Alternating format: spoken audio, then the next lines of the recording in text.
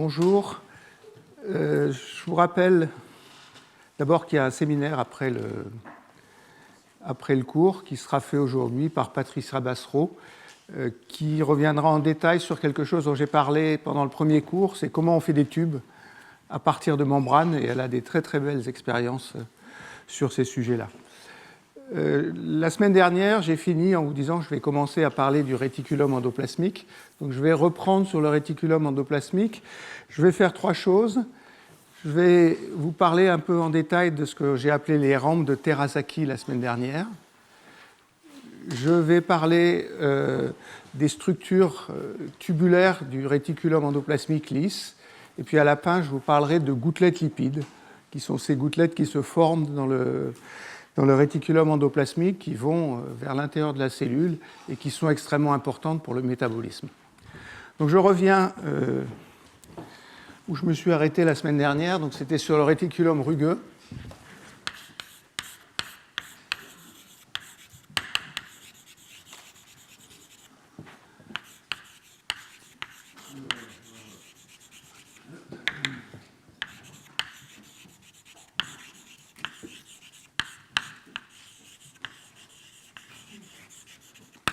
Les rampes de Terasaki. Je vais vous remontrer ce que je montrais à la fin pour qu'on soit bien d'accord sur ce dont on parle. Il faut que je retrouve le... Je l'ai mis dans ma poche.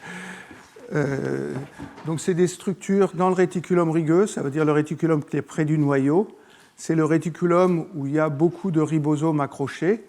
Et puis c'est un endroit où on trouve surtout des structures planaires que dans ce cours-là je vais appeler des feuillets. Il apparaît au milieu de ce réticulum rugueux des structures où on voit des feuillets empilés comme ça, et puis entre les feuillets, il y a des rampes, exactement comme des rampes de garage, qui peuvent tourner dans un sens ou dans l'autre. On descend comme ça, et ici on descend de l'autre façon. Donc c'est ça que je vais décrire.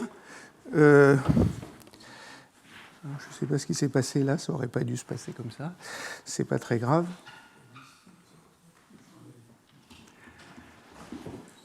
Ces rampes, elles apparaissent jamais toutes seules et elles apparaissent souvent en paire, c'est-à-dire une rampe qui a une chiralité positive et une rampe qui a une chiralité négative. Donc c'est à ça que je vais essayer de décrire un peu quantitativement. Comme je le disais la semaine dernière, pour les gens qui connaissent bien les smectiques, ça c'est un défaut de l'ordre smectique et c'est une dislocation vis. Donc il y a des dislocations vis qui tournent dans un sens et une dislocation vis qui tourne dans l'autre sens. Donc ce que je vais faire, c'est presque une théorie des dislocations vis dans les smectiques. Il y a ces structures ont été étudiées. Alors il y a déjà un modèle théorique dans l'article original de Terasaki. J'en profite pour rappeler que je donne des noms, je ne cite pas des références complètes. J'ai mis à chaque cours sur le site web une liste de références. Donc si vous voulez voir les articles originaux, vous avez absolument tous les articles dont j'ai parlé dans cette liste de références.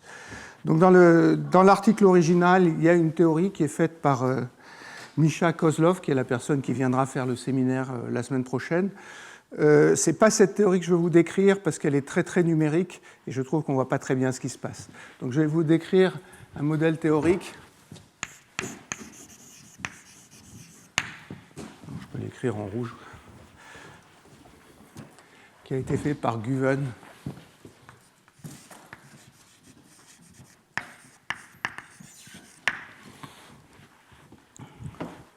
Il y a d'ailleurs, avec l'article expérimental, il y a un commentaire d'un physicien qui décrit à la fois la théorie et l'expérience.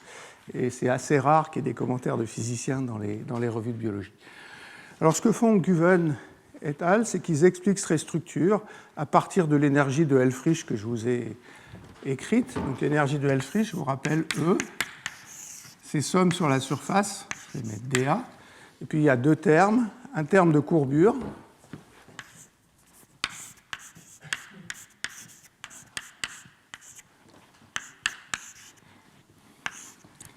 ça, c'est la courbure totale. Ici, je ne mets pas de courbure spontanée, c'est-à-dire je suppose qu'on est dans la région où il n'y a pas beaucoup de réticulons, et donc il n'y a pas de protéines qui créent beaucoup de courbures spontanées. Et puis, il y a un terme de tension superficielle ici. Alors, la différence entre l'article de Terasaki et l'article de Guven, c'est que dans l'article de Terasaki, ils prennent toutes les non-linéarités de cette énergie-là.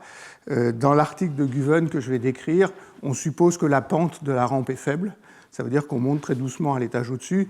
Vous verrez à la fin que, en fait, comme toujours en biologie, la réalité, elle est exactement au milieu. C'est-à-dire que la pente, elle est d'ordre 1.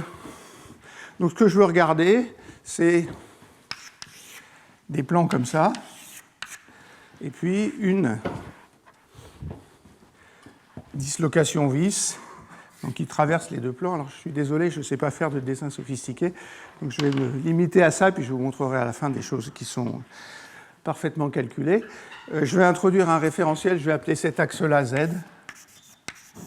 et puis dans la direction perpendiculaire, je l'appelle H, et puis la hauteur de la membrane au-dessus du plan ici, je vais l'appeler H. Z égale H de R, ça me donne la forme de la membrane. Et ce que je disais, c'est que je suppose que gradient H est très inférieur à 1. Ça simplifie beaucoup la vie. Dans ce cas-là, la courbure, c'est juste le Laplacien de H.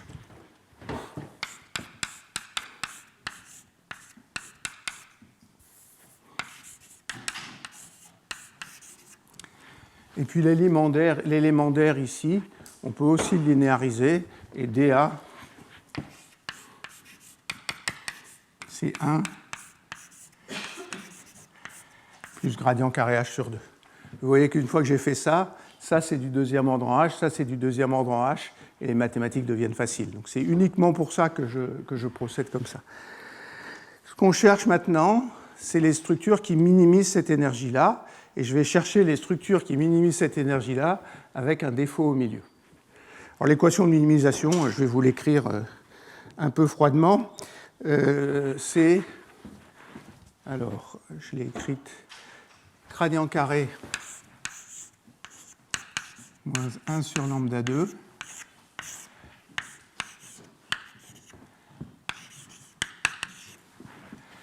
ça c'est le terme de courbure, c'est ce qui vient de la minimisation la dérivée du terme de courbure, ça c'est le terme de tension, il y a une longueur ici que j'ai appelée lambda. Cette longueur, elle mesure l'effet de courbure par rapport à l'effet de tension. C'est exactement la même longueur que celle que j'avais trouvée quand j'ai tiré sur un tube. Le rayon du tube, c'est un compromis entre la courbure et la tension. Donc lambda 2, c'est l'énergie de courbure divisée par gamma. Il y a peut-être un nombre ici qui ne va pas être important pour moi. Donc voilà l'équation qu'il faut résoudre. Et je vais vous la résoudre de façon un peu étrange. Je vais vous montrer des solutions et à la fin, j'aurai vu toutes les solutions. Il est clair que cet opérateur, il s'applique au Laplacien ici. Si je cherche une solution qui est telle que Laplacien S égale 0, ça sera une solution du problème. Ça, c'est une surface pour laquelle Laplacien S égale 0. C'est une surface qu'on appelle une surface minimale. C'est une surface de courbure nulle.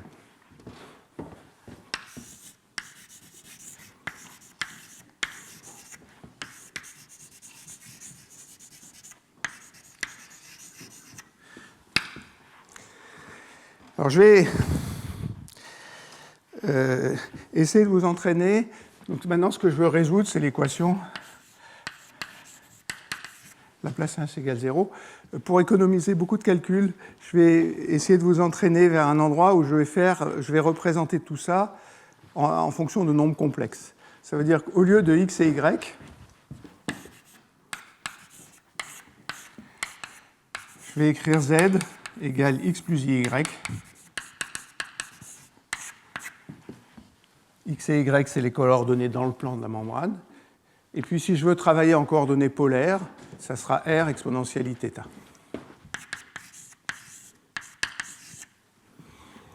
Alors, pourquoi je le fais comme ça? Parce qu'on sait que si on travaille avec cette variable-là et pas avec x et y indépendamment, les solutions de cette équation-là, c'est les parties réelles ou imaginaires d'une fonction complexe, f de z. Je vais chercher une fonction z égale f de petit z, telle que h soit la partie réelle ou la partie imaginaire de z.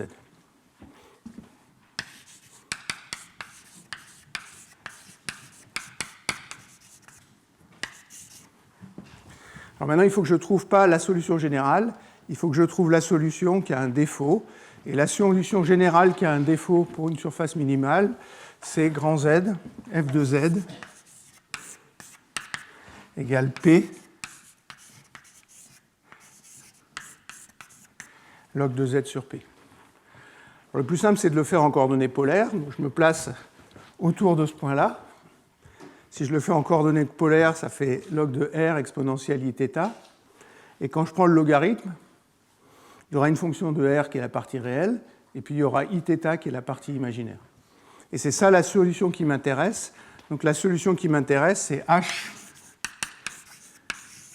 égale Pθ. Alors vous allez me dire, je suis en train de me moquer un peu de vous parce que je vous fais des détours pour arriver à cette solution-là. C'est simplement qu'après, quand je vais mettre deux défauts, cette méthode-là se généralise parfaitement, alors que la solution où je superpose les deux défauts écrits comme ça est un peu difficile à voir.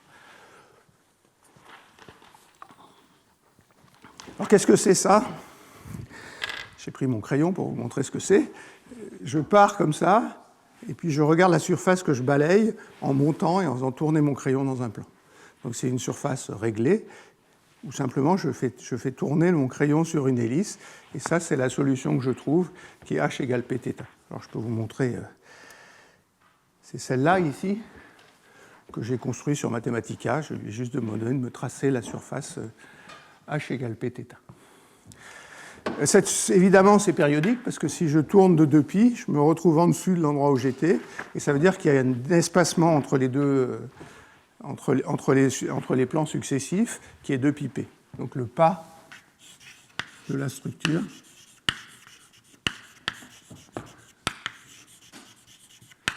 c'est H. Alors typiquement, le pas, c'est quelques centaines de nanomètres, 200 à 300 nanomètres. Une chose que je vous dis la semaine dernière, c'est que ces feuillets-là, en fait, c'est deux bicouches accolées les unes contre les autres et accolées les unes contre les autres par des protéines. Et la distance entre les deux bicouches,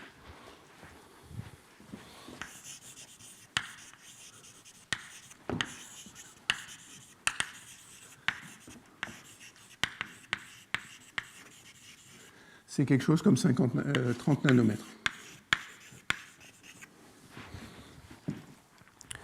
Alors il y a deux choses à dire à propos de cette structure-là. D'abord, il y a un problème quand R est égal à 0, parce que j'ai une singularité quand R égale 0, ça tourne autour de l'axe. Et puis, la deuxième chose, c'est que je peux calculer l'énergie de cette structure-là.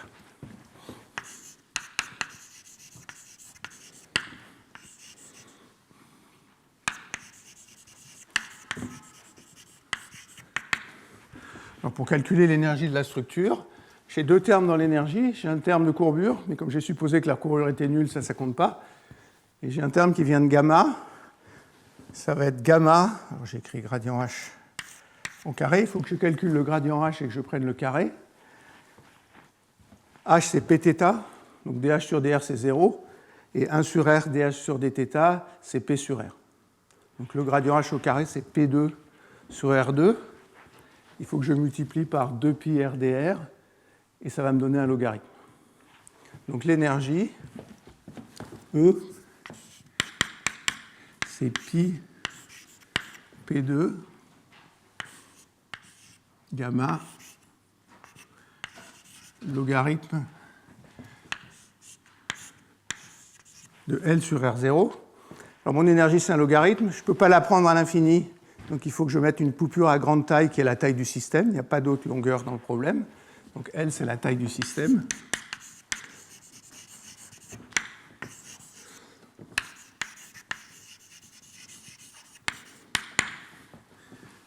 Et R0, c'est ce que je viens de vous dire. Il y a une singularité en 0, donc il faut que j'introduise ce que les gens qui travaillent sur les défauts appellent un cœur du défaut, c'est-à-dire une région où la structure n'existe pas. Et ça, je vais l'appeler R0. Ça, c'est le cœur du défaut.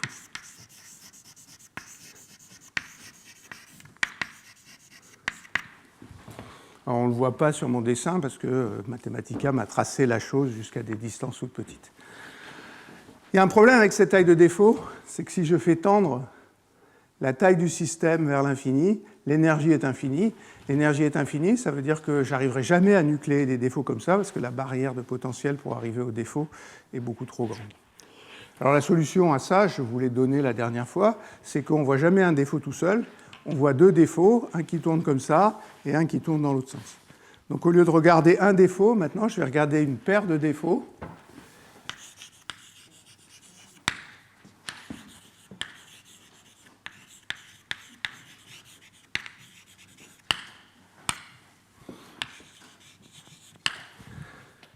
Et les deux doivent avoir des chiralités opposées. Alors la première, je peux la décrire par F1 de Z égale P log de Z sur P. Alors ce que je vais faire, c'est que je vais mettre un deuxième défaut ici. Celui-là, il tourne comme ça. Celui-là, il tourne comme ça. Je ne vais pas prendre l'origine sur un défaut, je vais prendre l'origine au milieu. Donc, je vais poser le 0 ici. Puis je vais appeler D sur 2 cette distance-là et moins D sur 2 cette position-là. Donc la première, c'est P log de Z moins D sur 2 divisé par P. Comment ? Je n'ai pas mis le signe dans le bon sens. J'ai des... Ah, il tourne dans le même sens, oui. Ça, c'est malheureux, par contre. D'accord, merci. Maintenant, il faut que je mette la deuxième. La deuxième, je veux la faire tourner à l'envers. Alors, quelque chose qui tourne à l'envers, ça ne sera pas exponentielle iθ, ça sera exponentielle moins iθ. Ça veut dire qu'il faut que je change i en moins i. Et pour changer i en moins i, c'est très simple. Au lieu de mettre z ici, je vais mettre le complexe conjugué. Et puis après, mon équation est linéaire. Elle est ici. Si l'équation est linéaire, si je connais deux solutions, je peux prendre la somme des deux solutions. Donc j'aurai deux solutions qui, au voisinage du cœur, ont la bonne singularité, et puis qui vont se superposer quand je serai loin. Donc ici, je vais mettre plus P log de Z bar plus D sur 2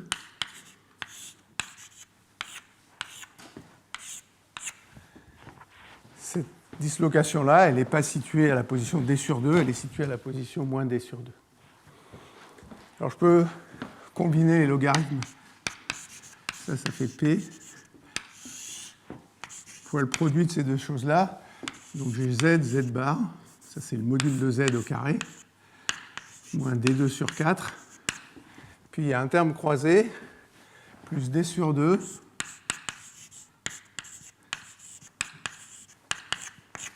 facteur de Z moins Z bar.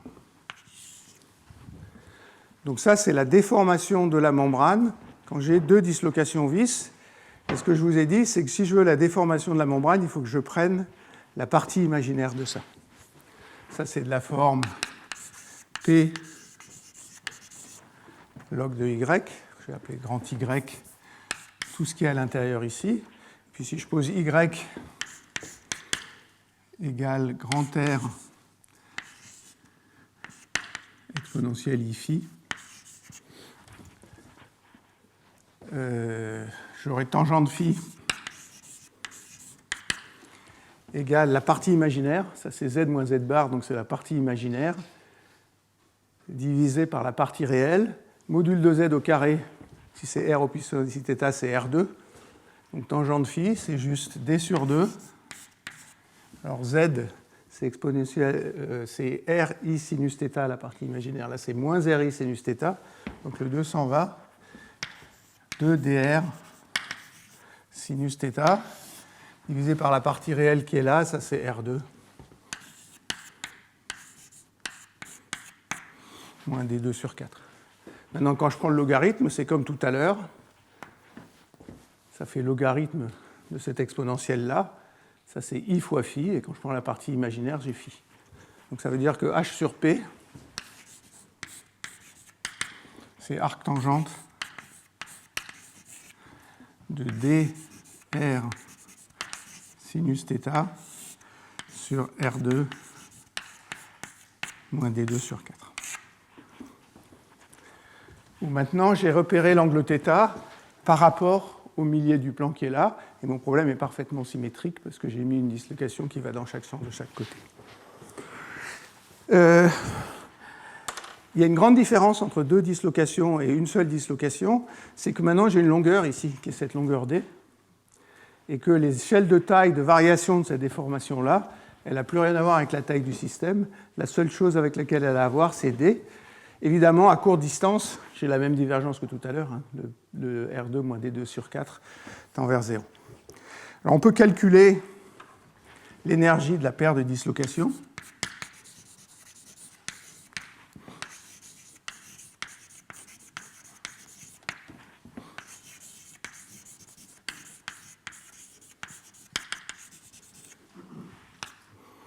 Alors, rassurez-vous, je ne vais pas vous faire le calcul.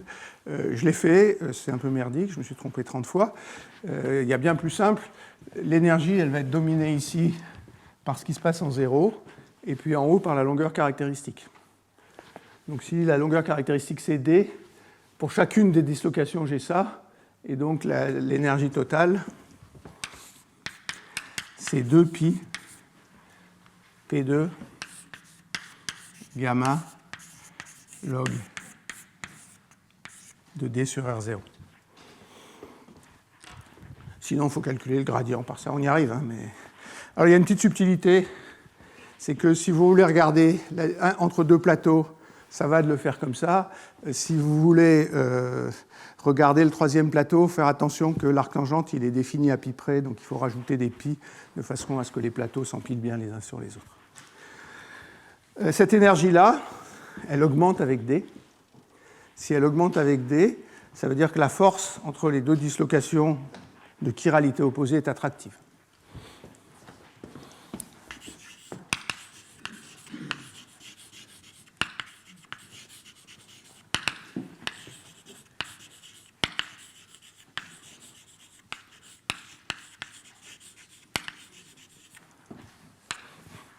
C'est un peu embêtant parce que, alors c'est pas très surprenant, hein, pour tous ces problèmes de défaut, en gros, on peut considérer que c'est des équations qui ressemblent pas mal aux équations électrostatiques, surtout si j'écris Laplacien H égale 0, hein, le potentiel électrostatique il fait Laplacien phi égale 0, et les singularités c'est des charges.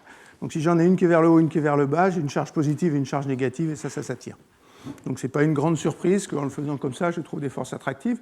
C'est un peu catastrophique pour mon histoire, parce que ça veut dire à chaque fois que j'ai réussi à générer une paire de dislocations, elles vont s'attirer, elles vont s'annihiler, et je ne devrais pas avoir de rampe de Kawasaki ou de façon très très transitoire. Alors évidemment, les auteurs se sont inquiétés de ce problème-là.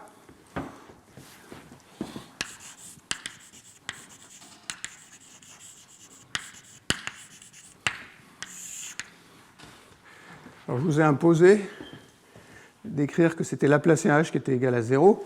Je pourrais aussi chercher une solution pour laquelle Laplacien moins 1 sur lambda 2H est égal à 0 en faisant passer le Laplacien de ce côté-là, donc ça fera Laplacien de 0, ça fera toujours 0. Donc je peux chercher un autre type de solution qui est telle que gradient carré moins 1 sur lambda 2 fois H égale 0. Cette équation-là, si je mets qu'un défaut, je sais très bien la résoudre en coordonnées cylindriques. Je vous laisse faire la chose. Et on trouve que H, alors c'est toujours proportionnel à θ, hein, c'est ça qui m'intéresse, c'est des solutions qui tournent autour de l'axe. Et puis après, il faut la solution de Laplacien moins 1 sur lambda 2. Alors moi j'aime bien l'électrostatique, ça s'appelle l'équation de Bayukel. Et on sait qu'à deux dimensions, c'est une fonction de Bessel qui décroît exponentiellement. Donc il y a un coefficient A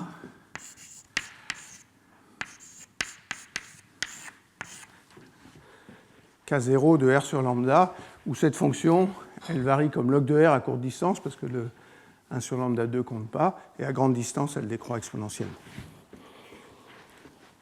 Ça, c'est une deuxième solution. Alors, vous allez me faire confiance, j'ai résolu de façon assez peu académique, mais la solution générale qui n'a pas des comportements bizarres à l'infini, c'est la somme des deux.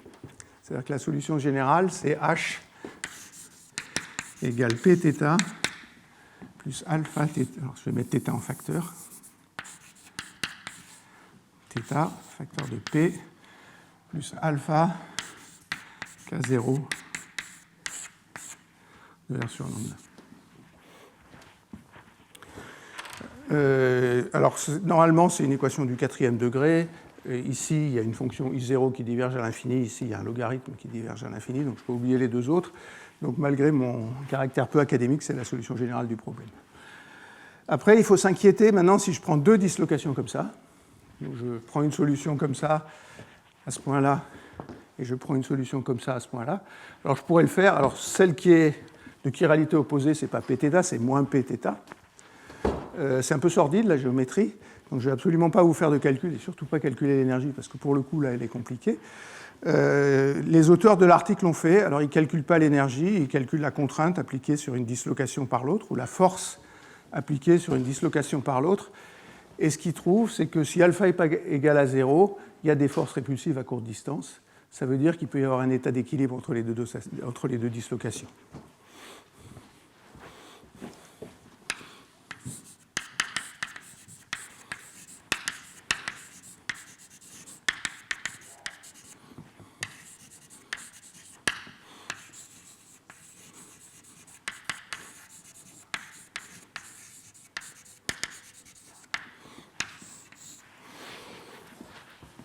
Alors, comment on choisit? Qu'est-ce que c'est qui choisit alpha?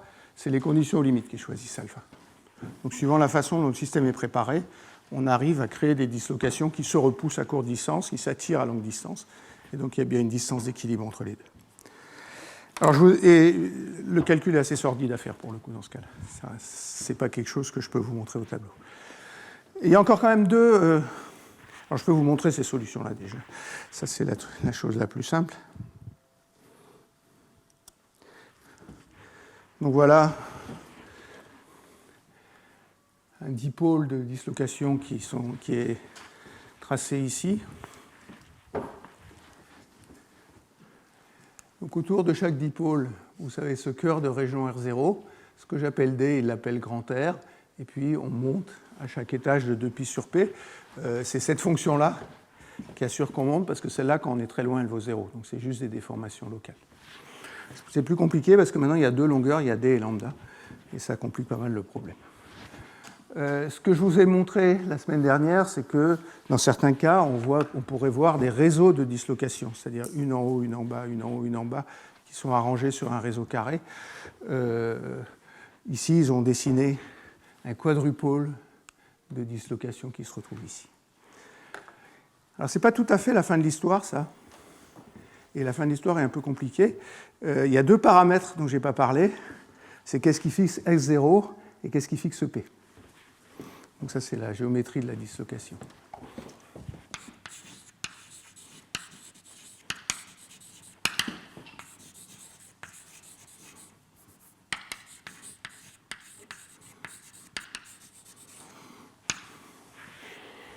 Alors pour faire ça, il faut revenir à ce que je vous ai dit tout à l'heure, qu'un feuillet, ce n'est pas un feuillet, c'est deux bicouches. Et deux bicouches ne s'arrêtent pas comme ça dans l'air. Ce qui se passe, c'est que les deux bicouches s'arrêtent en accrochant un semi-tube ici, éventuellement parce que, comme c'est une structure courbée, elle a pu recruter des réticulons. Il y en a toujours un peu ici. Donc ici, on a un semi-tube. Puis si vous regardez la structure de ça, c'est une hélice formée par le semi-tube.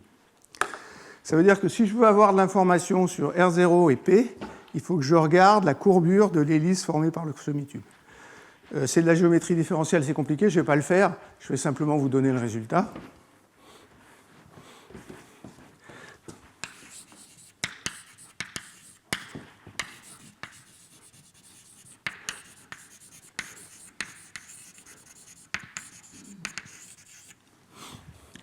Le résultat, il n'est pas très surprenant, c'est que ce qui fixe la géométrie, c'est la distance entre les deux feuillets. Alors je ne vais pas donner de nom, je vais l'appeler A. En minimisant l'énergie de courbure du bord, ce qu'on trouve, c'est que R0, c'est à peu près 3A.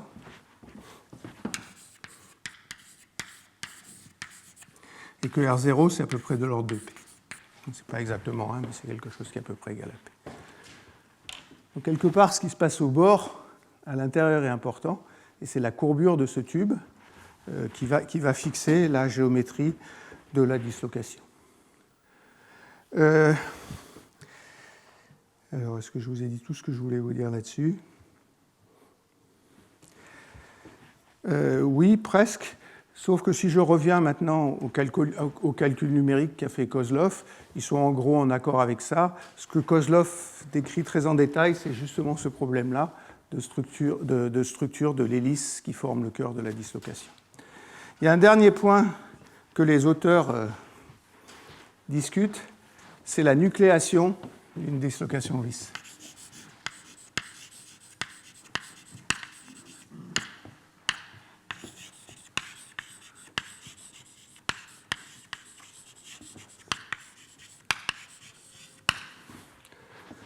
Alors je vais être aussi un peu vague là-dessus. Si je retrouve mon truc, voilà, c'est là. Donc leur proposition, c'est qu'il y a quand même des tubes dans le réticulum rugueux et que cette dislocation vis, elle vient de jonctions à 3 tubes comme ça. Alors, si vous avez une jonction à 3 tubes, vous avez un tube ici, un tube ici et un tube ici. Les tubes, c'est des structures courbées, ça veut dire qu'il y a des protéines qui imposent la courbure. Donc ils ont une courbure bien déterminée. Puis il y a une région en dessus et une région en dessous qui est à peu près plate. Et ce qui fait la différence entre le tube et la région au-dessus, c'est le signe de la courbure gaussienne. Si je suis en dessus et en dessous, les deux courbures sont dans le même sens. Si je suis dans les tubes, les deux courbures sont des sens opposés. Alors le raisonnement de Guven et ses collaborateurs, c'est de dire, mais on sait que les phospholipides et les lipides qui forment la membrane, ils sont synthétisés dans le réticulum endoplasmique. Et dans des structures comme ça, si des phospholipides arrivent, ils vont vouloir se mettre ici s'il n'y a pas de réticulum en plus. Ça va faire croître cette région-là, et puis ça va casser les tubes. Donc celui-là va se fendre en deux, celui-là va se fendre en deux, et celui-là va se fendre en deux. Comme ça, vous générez cette structure-là. Et pour arriver à transformer cette structure-là en hélice, ce qu'ils disent, c'est qu'il faut que la membrane supérieure ait une aire un peu plus grande que la membrane inférieure et que la structure flambe. Est-ce que c'est la bonne solution? Il y a zéro justification expérimentale de ça.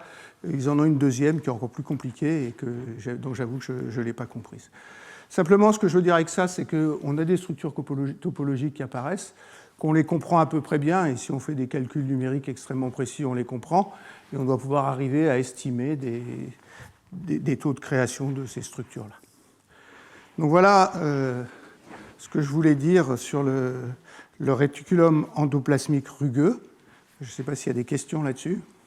Oui, Patricia. Quel est l'avantage d'avoir une structure comme ça avec ces trucs empilés qui sont connectés? Alors, c'est-à-dire qu'ils sont connectés. Pourquoi? Ils sont connectés par les défauts d'une certaine façon. Alors, ce qui est connecté, c'est les deux bicouches dans un feuillet. Et les feuillets entre eux, ils sont connectés uniquement parce que je fais des structures comme ça. Alors, une autre chose. Alors, d'abord, ce n'est pas infini, évidemment. Et la raison qu'ils invoquent pour le fait qu'il n'y ait pas trop de feuillets, c'est que les axes des dislocations peuvent ne pas être entièrement parallèles, et ça limite le nombre de feuillets. Ce n'est pas l'état fondamental du système. L'état fondamental du système, ça serait quelque chose de complètement plat. C'est des structures qui apparaissent parce que le système est très désordonné, je pense. Et il y a une certaine probabilité de nucléation, de paires de défauts comme ça, et pas de défauts, parce que les défauts eux-mêmes, ils ont une énergie trop élevée.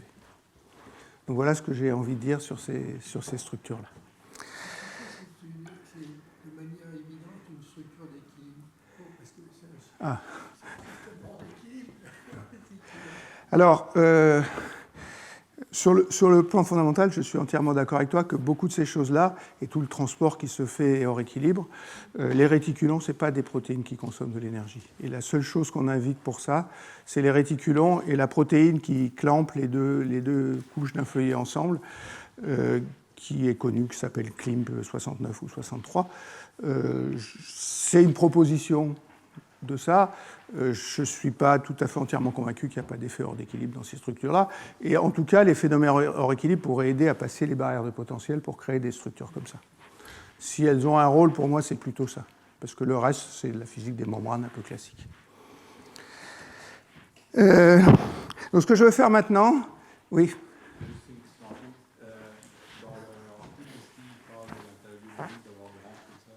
Alors, ils disent... Alors, ça dépend quel article. Celui-là, des théoriciens. L'autre, pas que je me souvienne de façon très précise. Comment? Ah, ça permet des flux à travers les membranes, ça c'est sûr. Bruno, tu n'as pas d'idée sur cette chose-là? C'est mon expert biologiste. Et donc maintenant, ce que je veux faire, c'est parler du réticulum endoplasmique lisse.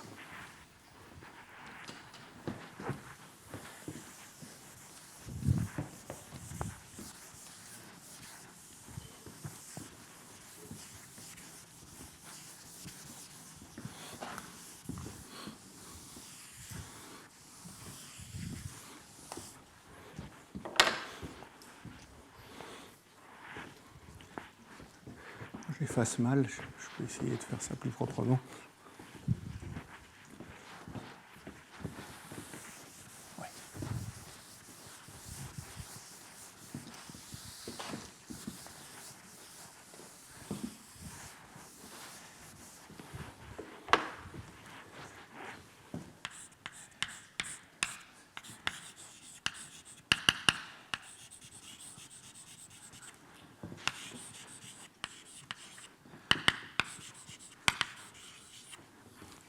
Alors, je vous rappelle ce que j'ai dit dans les cours précédents. J'ai dit les choses en deux fois.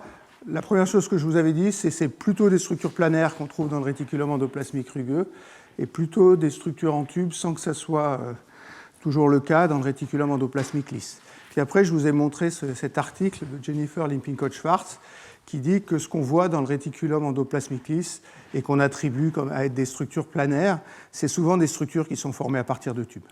Ce qui est sûr, c'est qu'il y a beaucoup plus de réticulons, donc il y a beaucoup plus de choses qui induisent la courbure. Et à cause de ces choses qui induisent la courbure, presque toutes les structures qu'on voit sont des structures en tube.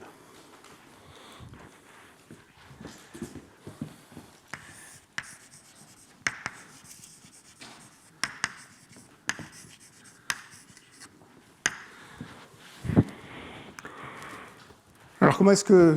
Ce que ça veut dire qu'il y a des structures en tube, ça veut dire qu'il y a des réticulons et que cette fois, je n'ai pas le droit d'oublier la courbure spontanée de la membrane. Donc si j'écris l'énergie des membranes,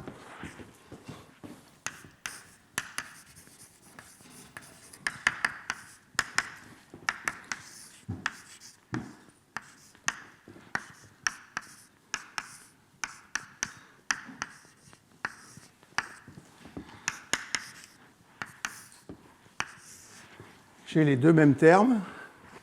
Un terme de courbure, mais cette fois son minimum, il n'est pas à courbure nulle, il est à courbure totale égale à C0. Et puis un terme de tension de surface. Il s'avère, et c'est un peu là toute la base du travail qui a été fait par Kozlov, que ce terme de tension de surface est en général assez petit. C'est-à-dire si je mesure E sur R, aux échelles où se font les tubes, c'est surtout kappa qui est important. Donc la stratégie de Kozlov, c'est de dire, je vais commencer par oublier gamma, chercher les structures qui existent quand gamma est exactement égal à 0, et puis après, soit numériquement, je calculerai à partir de celle-là les structures réelles, soit je calculerai l'énergie en incluant la tension de surface, et souvent ça lève la dégénérescence entre plusieurs structures qui ont été trouvées en négligeant gamma. Donc c'est ça sa stratégie. Donc je vais commencer par faire ce qu'il dit. Qu'est-ce qui se passe si gamma égale 0 ou gamma tend vers 0, j'aime pas trop écrire gamma égale 0. Mais... si gamma tend vers 0, le minimum de cette énergie, c'est H égale C0.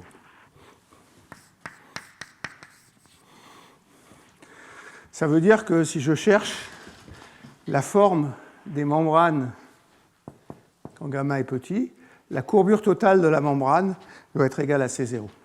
C'est un problème mathématique bien posé. Il faut que je cherche les surfaces de courbure constante.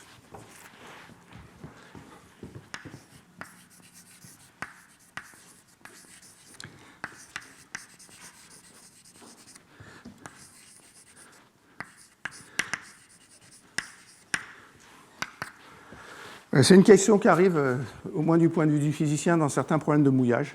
Donc la première fois que j'ai entendu parler des structures que je vais vous décrire, c'était pour des problèmes de mouillage.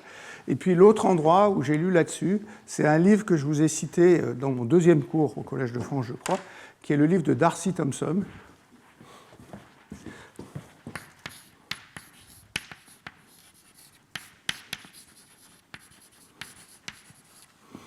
qui qui s'appelle On Growth and Forms. C'est un livre absolument magnifique. Si vous avez des loisirs, regardez ce livre-là, on apprend plein de choses, et même en mathématiques, parce que là, il décrit la façon dont on peut construire ces surfaces-là. C'est assez intéressant, d'ailleurs, je suis retourné hier soir parce que j'avais oublié pourquoi il introduit ça. Darcy Thompson, il travaille beaucoup par analogie. Et il aime bien les structures mathématiques bien définies. C'est dans le chapitre sur la forme des cellules qu'il prévoit ça. Il dit qu'il doit y avoir des cas où ce qui se passe, c'est que la forme des cellules se fait à courbure constante, et c'est ça qu'il faut trouver. Après, si on réfléchit, il y a une réponse triviale à cette solution-là. Une surface de courbure constante, il y a la sphère, mais il y a aussi les cylindres. Et les cylindres, donc il y a une courbure qui est égale à C0, l'autre qui est égale à 0. Ça, c'est une superbe façon de faire des tubes. La question, c'est que ce n'est pas la seule structure. Et il y a toute une famille de courbes qui s'appelle les onduloïdes.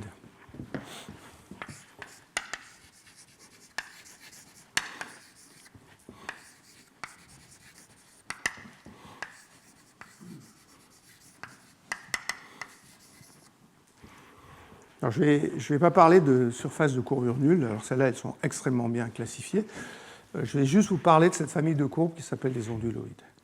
Alors, en gros, je vais vous les dessiner qualitativement. C'est des structures de révolution autour d'un axe. Puis, c'est des formes de boa. Ça, c'est l'axe de révolution. Puis après, ça fait comme ça ici. Puis, ça fait comme ça ici. Et la question, c'est comment je choisis... Et puis, c'est de révolution, donc je la fais tourner comme ça. La question, c'est comment il faut que je choisisse cette courbe-là pour avoir une courbure totale constante. Alors, la réponse, qui est extrêmement bien expliquée par Darcy Thompson, c'est une construction géométrique très propre. Je vais essayer de vous dessiner.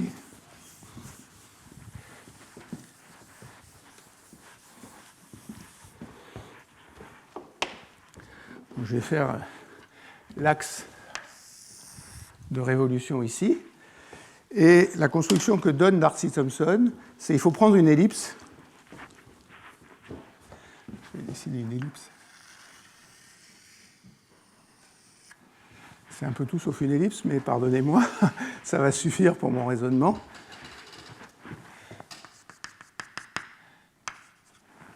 Et puis faire rouler sans glisser l'ellipse sur l'axe horizontal.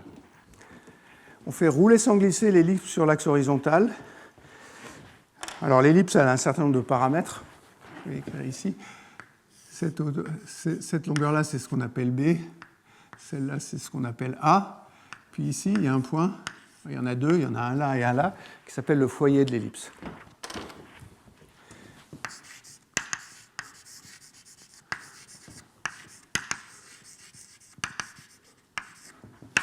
Ça fait un peu exercice de classe préparatoire. C2, c'est A2 moins B2.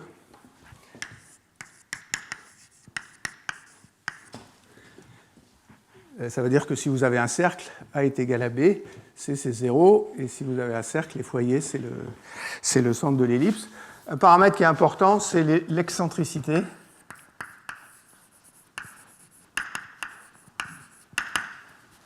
Qui est telle que C est égal à E fois A. Maintenant, il faut deux paramètres pour décrire l'ellipse, A et B. Au lieu d'utiliser A et B, je vais utiliser A et E. Et la façon dont on construit l'onduloïde, c'est on fait rouler l'ellipse et on suit la trajectoire qui est suivie par ce point C. Donc c'est la trajectoire du foyer qu'on suit.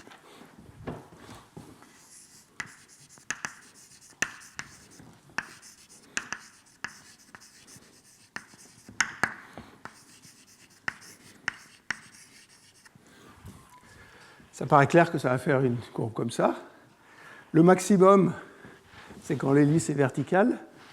Vous allez avoir A de ce côté et C de l'autre côté. Donc c'est A facteur de 1 plus 2. Donc le rayon maximum.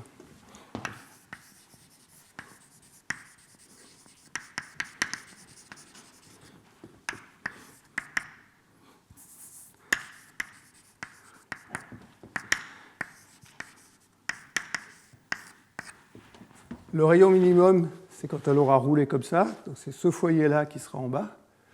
Donc le rayon minimum,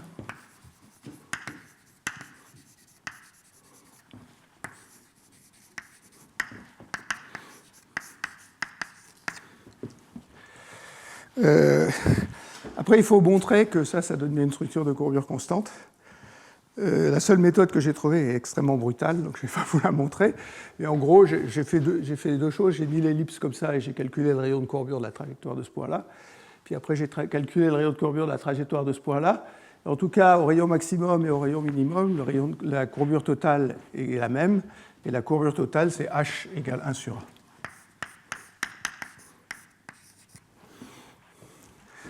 Ça veut dire que si je fais rouler une hélice, que je connais le grand paramètre de l'hélice, ce grand paramètre, il sera fixé par la courbure spontanée, parce que je vous ai dit que la courbure totale était égale à la courbure spontanée.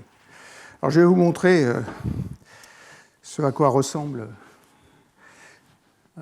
voilà, ce à quoi ressemblent ces onduloïdes.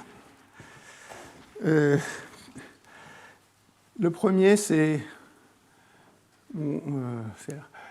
mon cylindre qui est là.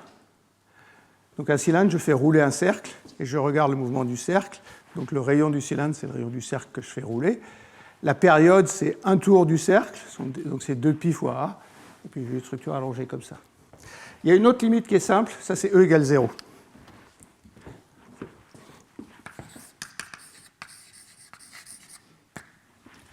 Il y a une autre limite qui est simple, c'est faire E égale 1. Donc l'hélice qui a la plus grande excentricité possible. Dans ce cas-là, les foyers se retrouvent au bout ici. B est égal à 0. Donc je fais rouler un segment. Si je fais rouler un segment, j'ai un demi-cercle, puis j'ai encore un demi-cercle. Donc c'est une série de sphères de rayon 2A.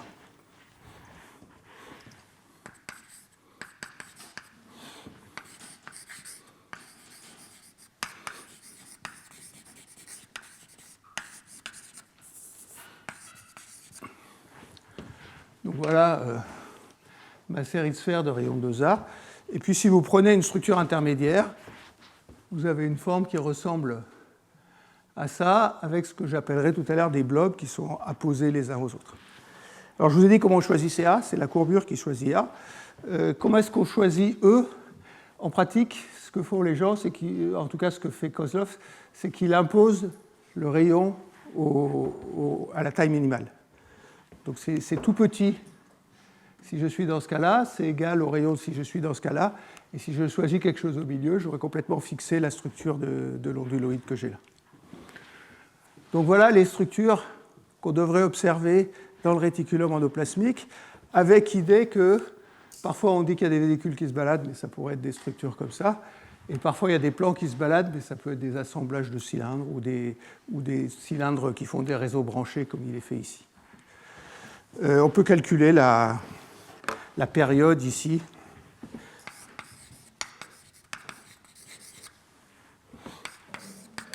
C'est 4 fois A fois une fonction elliptique de deuxième espèce pour l'ellipticité E. Je ne vais pas vous l'écrire, mais en tout cas, elle satisfait parfaitement les deux limites qu'il y a ici. Donc on contrôle parfaitement ces structures-là. Si on impose une condition aux limites que c'est tangent au rayon minimum et que le rayon est plus petit que la courbure, on aura fixé la structure de l'hélice. Alors ce que je veux discuter maintenant, c'est trois choses, enfin deux, mais une qui se divise en deux. La première, c'est quelque chose que je vous ai montré la semaine dernière au début du cours. C'est des structures comme ça qui sont observées. Et donc Kozlov dit, ça ressemble à un réseau de trous comme ça dans la membrane. Et ça veut dire que ce réseau de trous, si je remplace le cercle par des polygones, ça va être des onduloïdes qui se branchent les uns avec les autres. Donc c'est ça sa description du réseau de trous. Il y a une deuxième structure que je vous ai montrée, c'est les sites de sortie du réticulum endoplasmique. Ça, c'est les endroits où les vésicules, enfin où le matériel biologique part du réticulum endoplasmique et est transporté vers l'appareil de Golgi. Et l'image du site de sortie du réticulum endoplasmique, alors si vous regardez de près, alors ici elle a un peu exagéré la chose, mais on a l'impression que c'est des billes qui sont accrochées ensemble et puis qui se replient sur eux-mêmes. Donc en gros, ce qu'elle est en train de dire, c'est une espèce de polymère de billes qui est replié sur lui-même.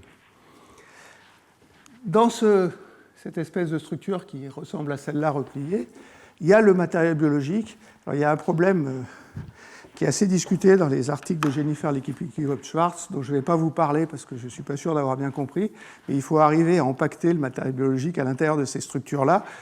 Il y a une explication très compliquée que je serais bien incapable de vous reproduire, mais si vous souhaitez lire ça, il faut aller regarder l'article. Une fois que cette structure s'est décrochée du réticulum endoplasmique, elle est transportée vers le Golgi. Et ce qu'on voit cette fois, alors c'est ce que les biologistes appellent des intermédiaires de transport, des compartiments intermédiaires. Et les compartiments intermédiaires, ils sont là. Et c'est un onduloïde ici. Donc quelque part, on passe de cette structure-là à cette structure-là quand le matériau biologique commence à être transporté. Donc ce que je veux faire maintenant, c'est vous discuter ces trois structures-là assez rapidement. Alors, ça c'est ce qu'ils appellent des membranes fenestrées.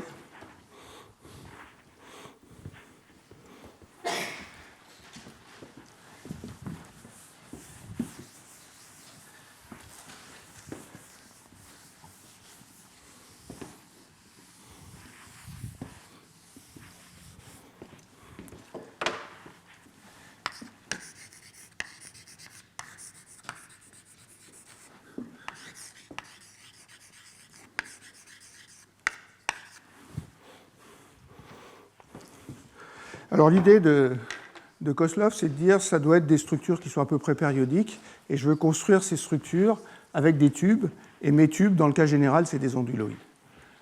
Donc il suppose qu'il y a une maille, et ce qui l'intéresse, c'est de déterminer la structure de cette maille.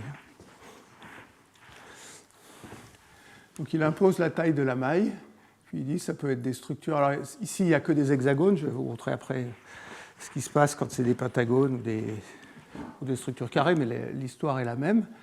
Et après, il y a quand même un paramètre. Donc j'impose la structure externe, c'est quelle est la longueur du morceau entre deux branchements ici. Donc il suppose que la longueur est quelconque. Il rentre ces structures-là dans son énergie libre, il minimise l'énergie libre et il obtient des structures comme ces formes-là. En fonction de L, l'énergie a cette forme-là. Donc il y a un premier minimum qui correspond à celui-là, il y a un deuxième minimum qui correspond à celui-là, il y a un troisième minimum qui correspond à celui-là, puis après il ne peut plus les mettre parce qu'il n'y a plus la place de rajouter des morceaux d'onduloïdes en ne sortant pas de la taille. On trouve que ces structures-là sont minimales, et il y a une relation géométrique entre ces structures. Si j'appelle la longueur de la première L0, la longueur L, c'est L0 plus N lambda, où lambda est la taille de l'onduloïde. Ça veut dire qu'il y a une structure minimale, et puis après on rajoute un morceau d'onduloïde pour passer d'une structure à l'autre. Alors dans son calcul numérique, il fixe, alors c'est écrit en tout petit, mais il fixe là-haut la taille juste avant le blob qu'il y aurait ici. Ça veut dire qu'il fixe le rayon minimal de l'onduloïde et il fixe la courbure totale. Donc il a déterminé directement la structure. Ce qui est tracé en rouge ici, c'est l'aire de l'onduloïde. Celui-là, donc c'est l'aire de tous les tubes qui sont là. Celui-là a une aire petite, puis celui-là a une aire plus grande, puis celui-là a une aire plus grande, puis celui-là a une aire plus grande. Ce que ça veut dire, ça, maintenant, c'est que si je prends en compte la tension de surface, si la tension de surface est nulle, celui qui est stable, c'est celui-là. Et si la tension de surface est suffisamment grande, celui qui est stable, c'est celui-là. En général, c'est plutôt des structures comme ça qui sont observées, donc la tension de surface doit être très faible, c'est la chose qu'on peut conclure. Après, vous pouvez jouer le même jeu avec des pentagones, avec des carrés et des triangles, et construire la maille élémentaire avec ces choses-là, et même regarder quelle est l'énergie minimale associée. Ce que je retiens de ça, c'est qu'on arrive à faire des structures périodiques avec des onduloïdes comme ça, qui sont des minimums assez propres de l'énergie. Donc voilà pour les membranes fenestrées. Après, je vais discuter le site de sortie.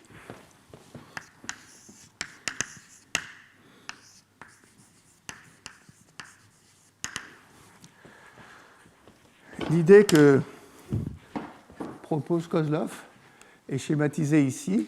Je vous ai dit, une structure d'ondyloïde, elle se fait comme ça. Il dit, en fait, cette chose-là, je peux la plier. Donc, il déplace ce point-là vers le bas, puis ça courbe la structure, et ça coûte une certaine énergie de courber la structure. Alors, je ne sais pas combien vous savez sur la physique des polymères, mais l'énergie que ça coûte de courber un polymère, c'est relié directement à ce qu'on appelle la longueur de persistance. Alors, je vais vous montrer comment ça marche. Si vous prenez un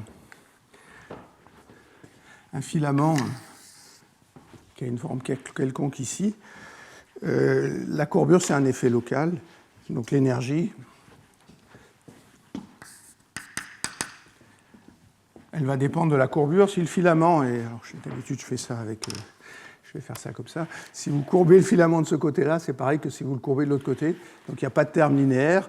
Et si vous développez en puissance de la courbure, ça sera proportionnel au carré de la courbure. Donc il y a H2 ici. Où est-ce que je l'ai écrit ? Ça, c'est la densité d'énergie libre. J'ai dit que c'était une propriété locale, donc il faut que je somme sur la longueur du filament. Puis il y a un coefficient, kappa. Traditionnellement, on met un facteur 1,5 ici. Ça, c'est ce qu'on appelle le module de flexibilité. Alors, si vous prenez une courbe qui est définie par l'angle, je vais la prendre à 2 dimensions. Alors faites-moi confiance, le faire à 3 dimensions, ça ne change rien, ça change un facteur 2 au milieu du calcul et ça me compliquerait la vie de façon importante. Mais c'est faisable. La courbure, c'est dθ sur ds. Donc c'est somme, kappa sur 2, somme de 0 à L de dθ.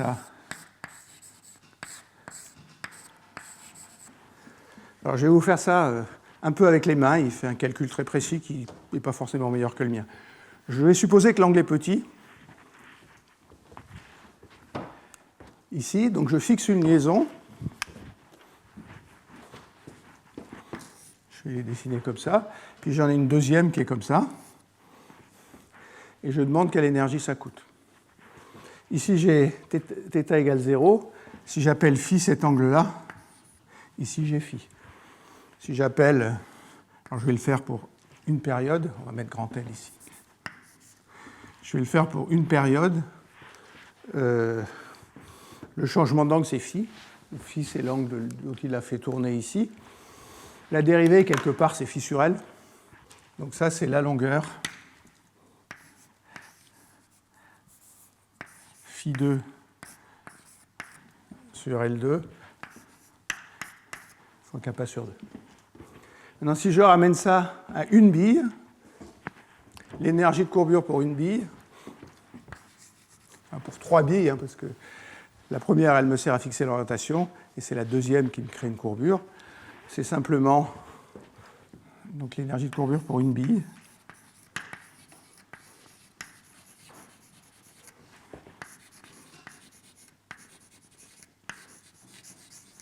Faire petit L égale grand L, c'est E bille égale kappa sur 2 phi 2 sur L. Donc si l'angle est petit, l'énergie doit croître comme phi 2, ça c'est le diamètre de la bille, et puis je lis le coefficient kappa ici. Alors ça se passe bien comme ça, il a pris la géométrie qui est là, il a calculé l'énergie, et vous voyez qu'on peut faire passer une superbe parabole ici. Et ce qu'on appelle la longueur de persistance, c'est kT sur K.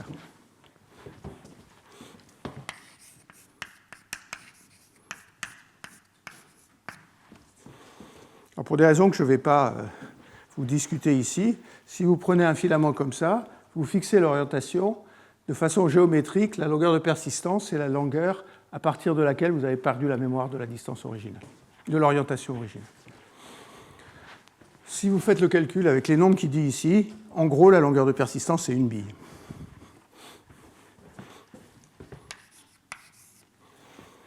Il n'y a pas tellement de surprise parce qu'il n'y a pas tellement d'autres paramètres que L, donc si on cherche une longueur, heureusement qu'on trouve ça. Ça veut dire que si je regarde cette assemblée de billes, c'est comme des billes qui sont assez librement articulées les unes avec les autres. Si la longueur de persistance est une bille, ça veut dire que si je regarde le polymère de billes et que je ne tire pas dessus, ben c'est un polymère gaussien.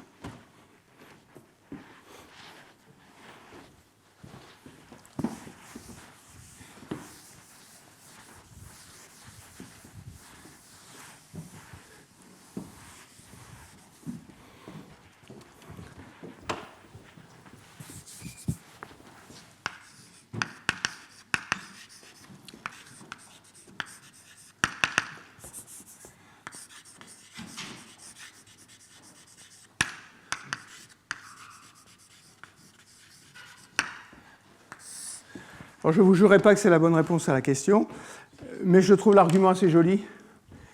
Je pense que ça vaudrait le coup d'être regardé plus tôt. Je ne crois pas qu'il y ait de statistiques sur la conformation de polymères comme ça qui ait jamais été faite. Puis après, et ça par contre tout le monde est à peu près d'accord, quand vous regardez l'intermédiaire, le compartiment intermédiaire, lui il se balade sur un microtubule, et il se balade parce qu'il est transporté par les moteurs, et c'est plus du tout un polymère gaussien, maintenant c'est quelque chose qui est étiré. L'idée qualitative un peu naïve, c'est que les moteurs ne tirent pas tous de la même façon, donc ça fait une force, et la force étire le polymère.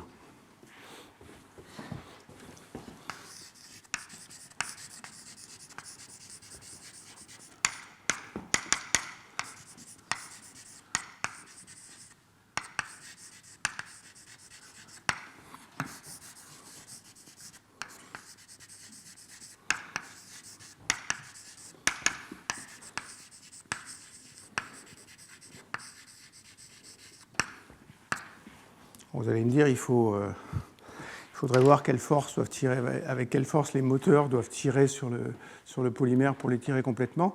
Il s'avère que c'est indépendant de la longueur du polymère si on veut les tirer complètement, et que la force est simplement KT sur LP.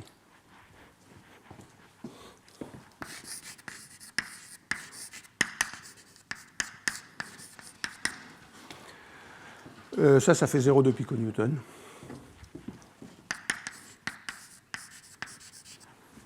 En prenant des tailles de billes qui sont raisonnables. C'est très petit, même pour des moteurs moléculaires, donc ce n'est pas inenvisageable que des fluctuations de vitesse de moteurs moléculaires puissent créer une force comme ça. Et donc j'aurais tendance à croire que cet argument-là est plutôt vrai. Le problème, c'est comment on transfère le matériau biologique sans casser la structure. À mon avis, c'est ça le problème intéressant. Il y a des hypothèses qui sont exposées de façon un peu... ça pourrait être ça, ça pourrait être ça. C'est jamais très violent comme affirmation. Et voilà au moins 3 structures du réticulum endoplasmique qui ne sont pas incompatibles avec ce que la physique pourrait imposer. Donc voilà pour le réticulum endoplasmique Leaves. Ce que je veux faire maintenant, c'est vous parler de gouttes lipides, de gouttelettes de lipides.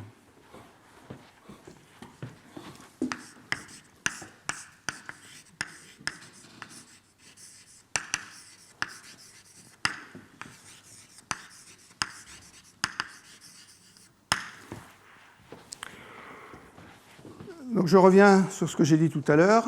Dans le réticulum endoplasmique sont synthétisées les protéines dans le réticulum rugueux, les tensioactifs, les phospholipides dans le réticulum lisse, mais aussi les lipides neutres dans le réticulum lisse.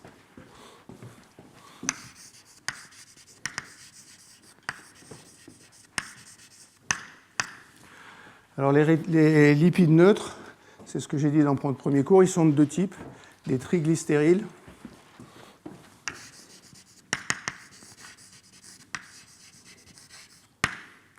et des stérolesters.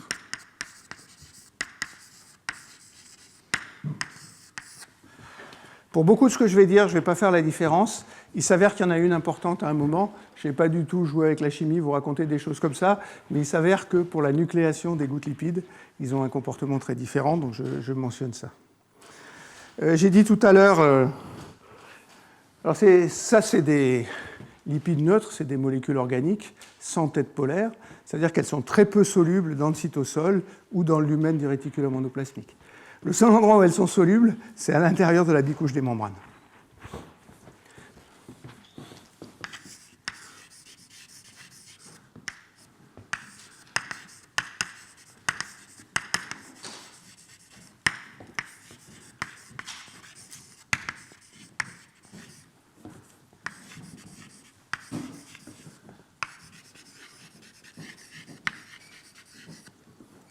Voilà, que de la bicouche des membranes, c'est aussi une huile.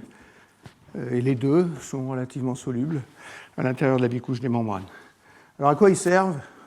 L'utilisation principale, c'est que c'est des réserves d'énergie. Ça permet d'envoyer de l'huile qui peut être brûlée après à l'intérieur du cytosol. Donc une question de métabolisme.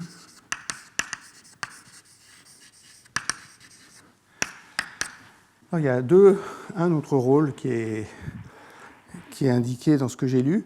Il y en a un, c'est qu'il y a des protéines qui sont totalement insolubles dans l'eau parce qu'elles sont trop hydrophobes.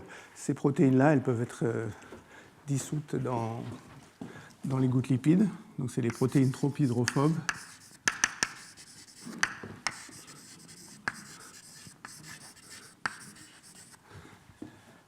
Et puis, il y a un certain nombre de protéines toxiques aussi qui sont hydrophobes et qui sont piégées là-dedans.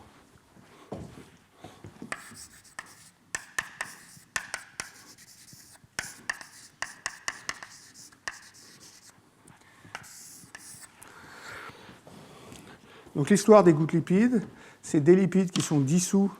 Ouais. On est sur un mur persistant. Il faut que tu parles plus fort. On est sur un mur persistant. Oui. Je me serais attendu à ce qu'elles dépendent beaucoup du paramètre de centricité justement de l'ellipse qui roule. Parce que. Alors, donc la taille des objets, il y a un coefficient numérique, mais il ne varie pas beaucoup. Parce que c'est 2π si tu fais rouler un cercle, c'est 2πa la période. C'est 4A si tu fais, donc ça varie entre 4 et 6. Donc au niveau de description que je fais, ça ne dépend pas beaucoup. Ça se voit sur la forme, mais la période, elle varie entre 4 et 6 fois la longueur A. Du coup, il m'a coupé ce que je voulais dire, c'est pas grave. Donc qu'est-ce qui leur arrive à ces gouttes? Elles sont dissoutes dans la bicouche des membranes, elles vont former des gouttes à l'intérieur de la bicouche des membranes, ces gouttes sont éjectées et elles se retrouvent dans le cytosol où elles font une émulsion.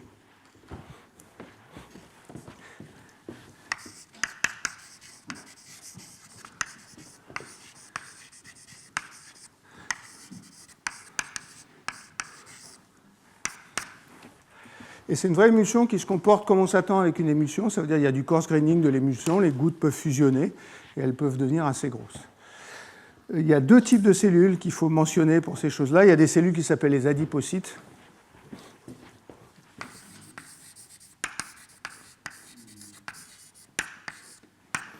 Alors ça, comme le nom l'indique, c'est des cellules qui sont là pour stocker les graisses. Donc on trouve beaucoup de gouttes lipides dans les adipocytes. Et puis les deuxièmes cellules où il y a beaucoup de gouttes lipides, c'est les hépatocytes.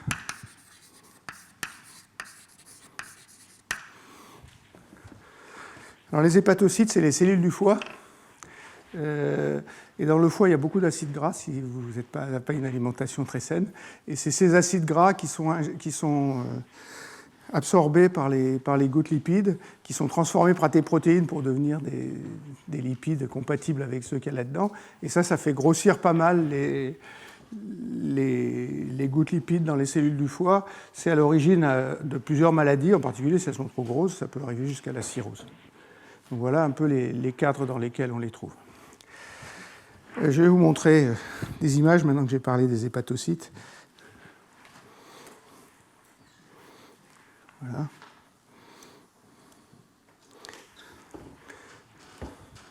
Donc voilà des gouttes lipides à l'intérieur des hépatocytes qui sont relativement grosses, qui peuvent atteindre 1 micron ou quelque chose comme ça. Dans des cellules, j'allais dire plus normales, elles font entre 50 nanomètres ou 100 nanomètres, et puis ces tailles-là. Ici, vous avez une cellule, alors je ne sais pas pourquoi, mais c'est une cellule de rein de singe. Et dans cette cellule de rein de singe, en vert, vous avez le réticulum endoplasmique, et en rouge, tous ces petits points, c'est des gouttelettes lipides. Donc vous voyez qu'il y a une bonne assemblée de gouttelettes lipides comme ça, à l'intérieur du réticulum endoplasmique de ces cellules qui s'appellent COS.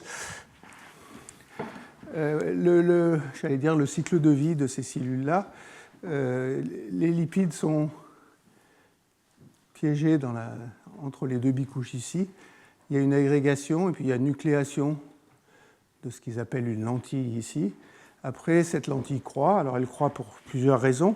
Il y a l'agrégation d'autres lipides qui viennent de la bicouche.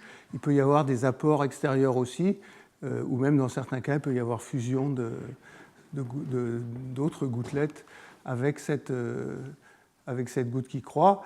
Une dernière chose qui peut arriver, c'est que comme le réticulum endoplasmique, c'est le site de synthèse de lipides, la machinerie de synthèse de lipides peut s'accrocher à sa goutte et produire des lipides pour faire grossir ces gouttes-là. Donc voilà un peu les mécanismes que j'ai vus qui permettent de faire grossir ces gouttes. Puis à un moment, elles se détachent et c'est là qu'elles vont dans le cytosol comme j'ai dit. Alors tout ce que j'ai à peu près compris sur ce sujet-là, c'est dû à Abdou Rachitiam qui travaille à l'école normale, qui fait des manips que je trouve assez extraordinaires sur ce sujet-là. Ce qui me plaît, c'est que c'est de la superbe physico-chimie et qu'il a des arguments qui me semblent exactement au bon niveau pour expliquer ces choses-là. Vous allez voir, ce n'est pas très quantitatif, n'empêche qu'il a des idées quantitatives et des manips qui sont absolument superbes, qui lui permettent d'expliquer à peu près tout ce qu'il voit. Et vu l'état des choses, que ça se passe à l'intérieur d'une cellule, des choses comme ça, je ne suis pas sûr qu'en faisant des modèles plus sophistiqués, on arrivera à comprendre plus que ce que lui comprend. Donc voilà ce que je peux dire en général sur ces gouttes lipides. En gros, il y a 3 étapes. Il y a une étape de nucléation. Ça, c'est la formation de la goutte lipide. Il y a une étape de croissance.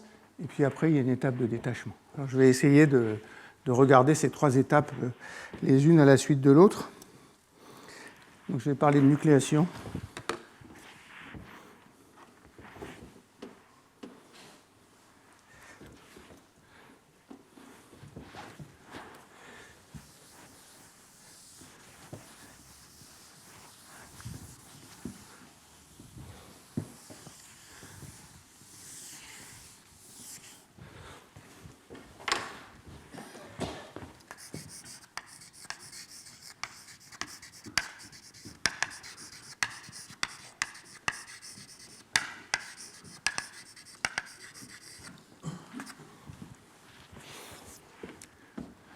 Alors, je vais le faire en vous décrivant les expériences, et puis quand il y a des arguments qui me paraissent plus subtils, je les ferai au tableau. Ça, c'est une image du réticulum endoplasmique, et ça, la question qu'il pose, donc c'est le réticulum lisse, il y a des structures plates et il y a des structures en tube, et la question qu'il pose, c'est où est-ce que les gouttes lipides croissent. Et vous voyez alors il faudrait regarder cette image plus en détail, mais vous voyez le résultat ici. La plupart croissent dans les tubes. Donc la nucléation se fait dans les tubes.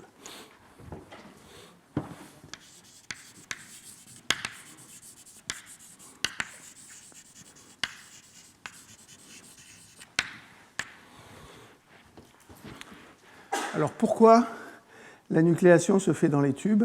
C'est là qu'il y a une différence entre les triglycérides et les stérolesters.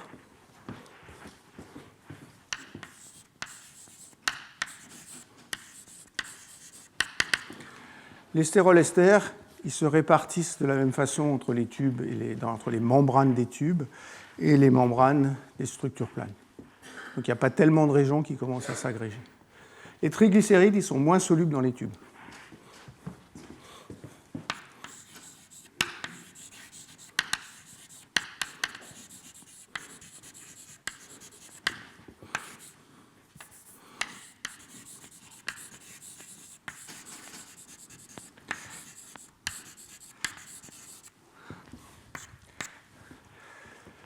Alors l'explication de ça, qui est très avec les mains, mais enfin pour lesquelles on pourrait avoir des arguments bien plus sophistiqués, c'est que si vous prenez une membrane plane, donc les triglycérides, ça serait ces molécules qui sont en jaune ici, et que vous la courbez, vous écartez les têtes des phospholipides de l'autre côté, l'eau peut rentrer un peu dans la bicouche, et si l'eau rentre dans la bicouche, ça augmente le potentiel chimique des triglycérides qui sont à l'intérieur. Ils ont un potentiel chimique très élevé et ça favorise l'agrégation. Donc c'est la courbure de la bicouche.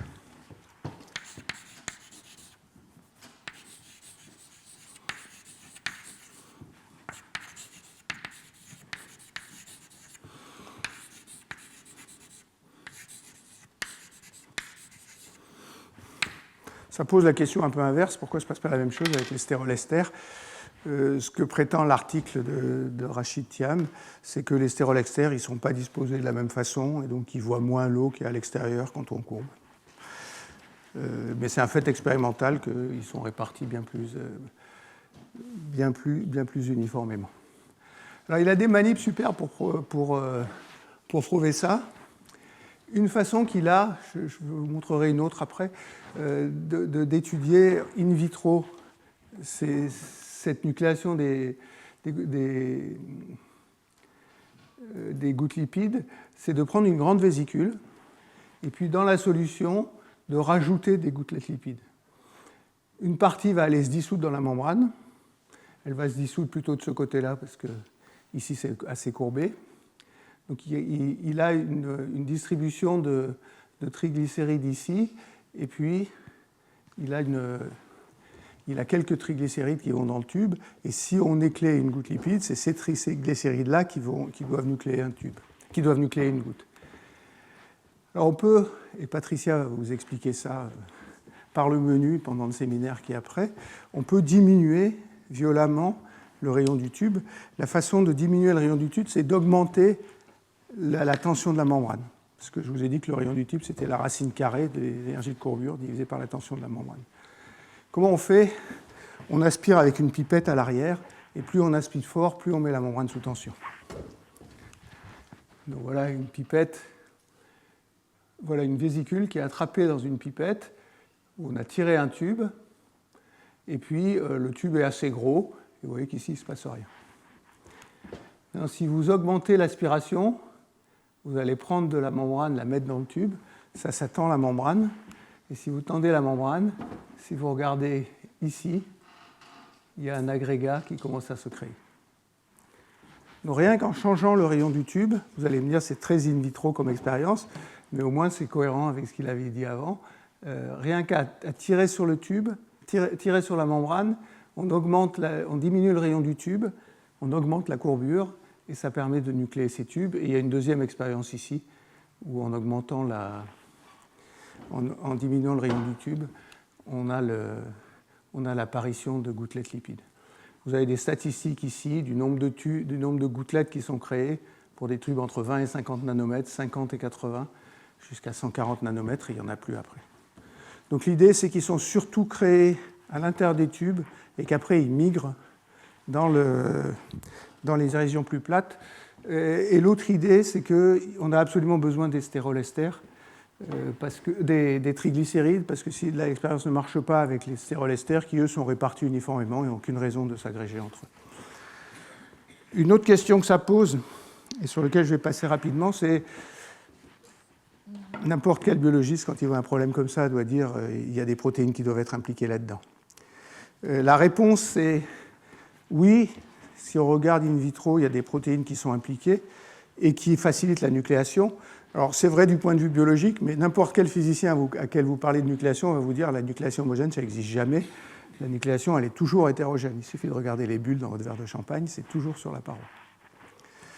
Alors il y a une protéine qui est très très connue pour nucléer les gouttes lipides, qui s'appelle la sapine, qui favorise l'agrégation à l'intérieur des tubes et qui abaisse la barrière de potentiel à la nucléation. Donc voilà un peu la version très qualitative. Je vais juste vous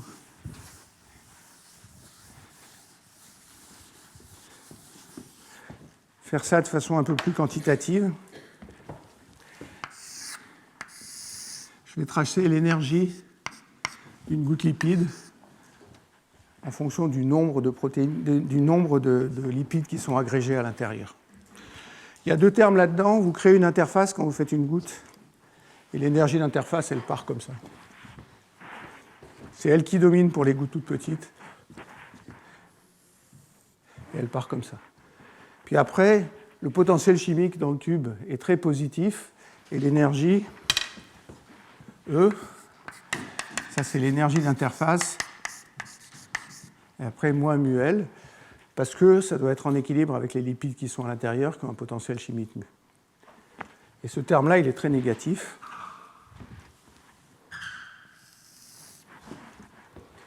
Et pour arriver à créer un tube, il faut dépasser le maximum qui est là. Donc ça, ce serait ce qui se passe dans un tube. Alors si vous faites une théorie naïve, hein, la surface, le volume, c'est proportionnel au nombre de lipides. La surface, c'est proportionnel au nombre de lipides à la puissance 2/3. C'est pour ça que je le dessine comme ça. Maintenant, si vous le faites sur une surface plane, au début, ça va être à peu près pareil. Ça va aller plus loin parce que le potentiel chimique est plus petit. Et donc après, ça va décroître comme ça.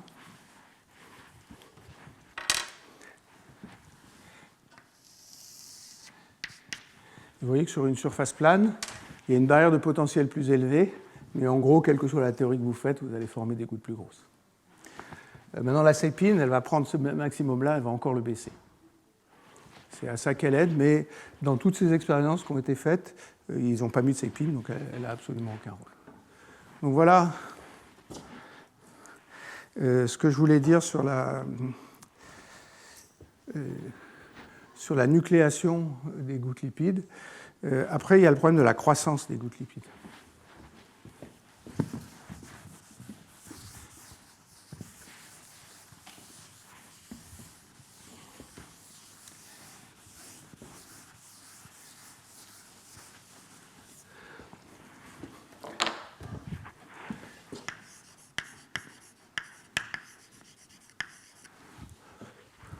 Alors, je vais vous faire un dessin.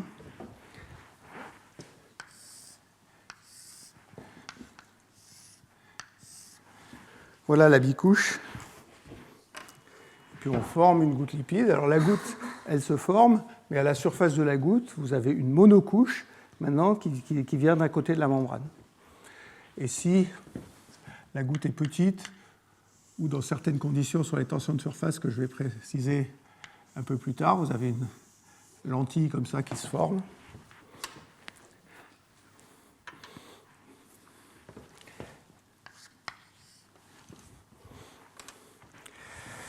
Et puis la lentille va croître par rapport de lipides à l'intérieur.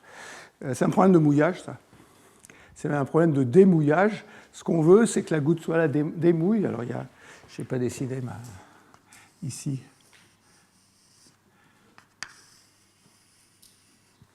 Il y a la monocouche de lipides. On veut que la goutte démouille. Si elle démouille, elle va sortir de la membrane et elle va être expulsée de la membrane. Alors, je vais vous faire quelque chose que j'aime beaucoup, c'est que je vais vous parler de mouillage. Quand vous êtes ici, il y a 3 tensions de surface qui comptent. Il y a une tension de surface comme ça. Ça, c'est la tension de surface de la bicouche.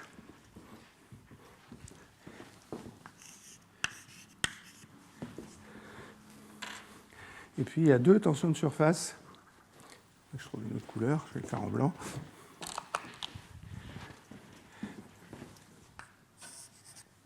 Comme ça et comme ça. Non, je ne vais pas le faire comme ça, je vais le faire plus petit ici. Celle-là, je vais l'appeler gamma M. Celle-là, je vais l'appeler gamma M'.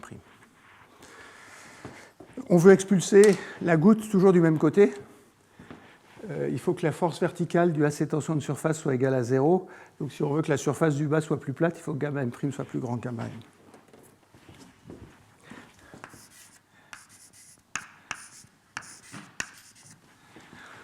Après, avec une chose comme ça, si on augmente la tension de la bicouche, on va rendre ce truc plus petit, et en gros, ça va être la même chose que la bicouche qui est là. Donc si on augmente la tension de la bicouche, on redissout les lipides dans la bicouche, ce qui est quelque chose qui est bien observé, et si on diminue la tension de la bicouche, on va concentrer les lipides à l'intérieur de la goutte. Alors pour ces problèmes de mouillage, d'abord, il faut que ces points-là soient à l'équilibre. Donc ça veut dire que gamma B moins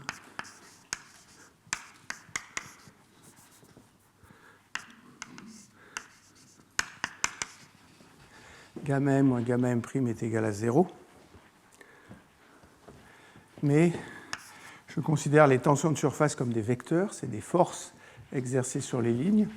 Donc le vecteur gamma B, c'est celui-là, le vecteur gamma B, c'est celui-là. Là, j'ai un vecteur gamma M et là, j'ai un vecteur gamma M'. Et c'est pour équilibrer cette composante-là que je vais imposer que gamma M' est plus grand que gamma M. Supposez à un moment que c'est symétrique.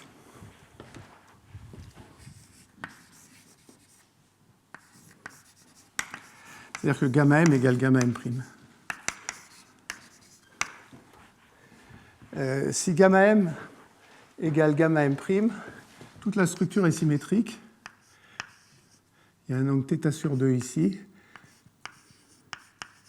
Il y a un angle θ sur 2 ici. Et si j'écris l'équilibre des forces, je le projette sur l'axe horizontal. Ça veut dire que gamma b égale gamma m de gamma m cosinus θ sur 2.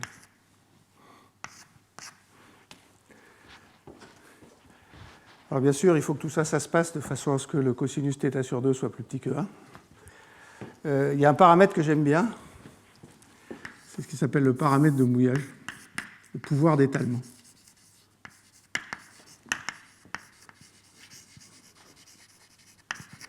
Ça, c'est S égale gamma B moins gamma M moins gamma M prime. Si je le fais dans ce cas-là, je retranche 2 gamma M de ce côté-là. Ça fait S égale 2 gamma M 1 moins cosinus θ sur 2. Oui, c'est ça. Ça veut dire que quand θ égale 0, S égale 0. Donc ce paramètre, son signe, vous dit s'il y a un problème s'il y a du mouillage ou s'il n'y a pas de mouillage du tout. Maintenant, comment est-ce que je peux faire pour provoquer une excroissance de la goutte de ce côté-là? Je peux diminuer gamma B ou diminuer gamma M. Et à la fin, ce à quoi je veux arriver, c'est un angle qui permet à la goutte de sortir, c'est-à-dire une configuration comme ça.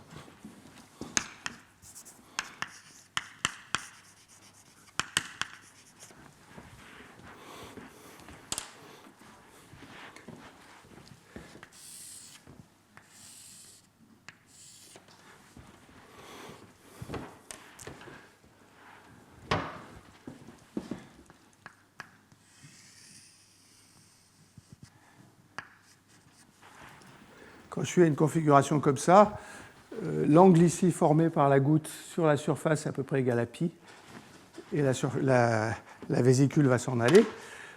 Alors, ici, vous avez gamma m, ici, vous avez gamma b, et puis gamma m', il est ici.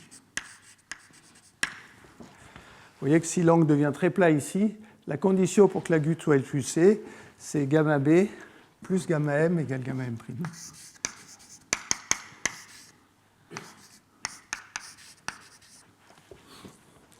Donc en ajustant ces tensions de surface, on va pouvoir contrôler l'expulsion de la goutte. Il ne faut pas qu'elle soit trop petite, parce que si elle est trop petite, il y a des problèmes de courbure. Donc il faut mettre l'énergie de courbure. Je vais vous montrer dans une minute ce que ça donne.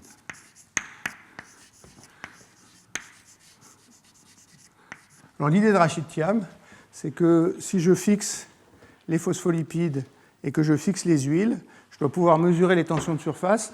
Les tensions de surface, c'est toujours un peu merdique à mesurer.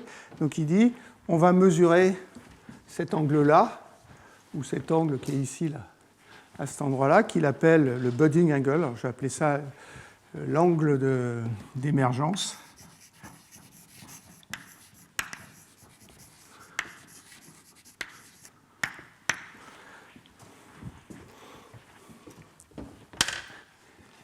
Alors, ça se passe ici. Donc, voilà la lentille qui se fait, voilà la goutte qui arrive de l'autre côté. Il a dessiné des protéines, ça permet d'assurer la différence de tension de surface entre le haut et le bas. Et ce qu'il veut mesurer, c'est cet angle-là. Donc, vous voyez ce qui se passe, il rajoute les gouttes lipides, elles forment dans sa vésicule une goutte lipide, et puis il regarde l'angle ou les tensions de surface qu'il y a là. Donc il mesure les angles, et cet angle, il dépend de la nature du lipide, c'est-à-dire de la nature de l'huile neutre qu'on a mis à l'intérieur, et de la nature des tensioactifs. Il y a une certaine différence, il va entre 160 degrés et 70 degrés. 160 degrés, ça veut dire qu'elle est presque expulsée. 70 degrés, ça veut dire qu'elle reste piégée à l'intérieur. Une autre chose, c'est qu'il y a des protéines. Il y a cette protéine PLA1 qui est là, qui attaque les lipides, qui hydrolyse les lipides. Et quand ça fait ça, ça diminue gamma B. Donc si on diminue gamma B, la goutte va grossir. Et c'est ce qu'il montre ici. Alors, je vais vous montrer un film qui est peut-être plus rigolo. Donc vous avez, vous voyez la vésicule qui est très pâle autour, et ça c'est la goutte lipide qu'on voit, et on voit la projection de la goutte lipide. Donc quand elle émerge, elle devient plus petite, et quand on voit la taille qui diminue, ça veut dire que la goutte lipide est en train de sortir.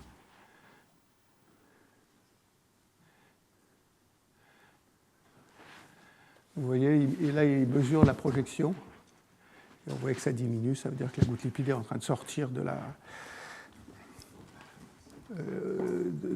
la bicouche. Ce que ça veut dire, ça, c'est qu'on a vu comment on pouvait augmenter le volume. On peut aussi changer les tensions de surface avec ces protéines qui agissent, et on peut se déplacer dans on peut se déplacer dans l'espace des formes, à la fois en changeant la tension de surface et en changeant le volume. Alors, il y a un diagramme de phase qui a été calculé.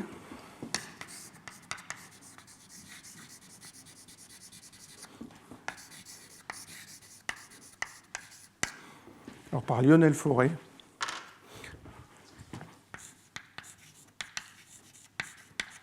qui est la personne dont j'ai parlé la semaine dernière, le même, sauf que là, il ne travaillait pas avec Pierre Sens, il travaillait avec Rachid Thiam.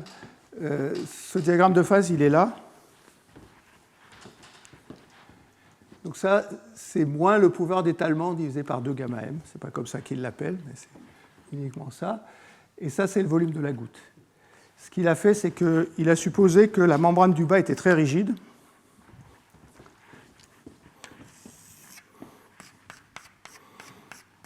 La membrane du bas ne se déforme pas. Et puis là, il a mis une goutte au-dessus qui a à peu près cette forme-là. Ici, c'est à peu près une sphère. Il y a une région qui est perturbée ici, parce qu'à cet endroit-là, on a une distance du bord qui est plus petite que la longueur qui caractérise la compétition entre la courbure et la tension de surface. Et donc la courbure a un rôle ici. Vous voyez que le signe de la courbure change. Ça permet à ce que l'énergie de courbure ne soit pas trop grande à cet endroit-là. Donc si les gouttes sont petites, ça va compter. Si la goutte est plus grande, c'est-à-dire si la taille de la goutte est plus grande que la longueur de courbure, ça ne fait rien du tout. Je vais appeler ça R. Si R est supérieur à lambda, la courbure est négligeable.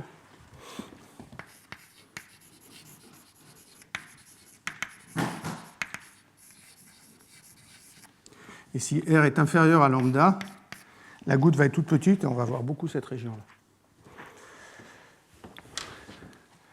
Alors, si on prend une très grosse goutte, il faut que l'angle qui est fait ici soit égal à pi.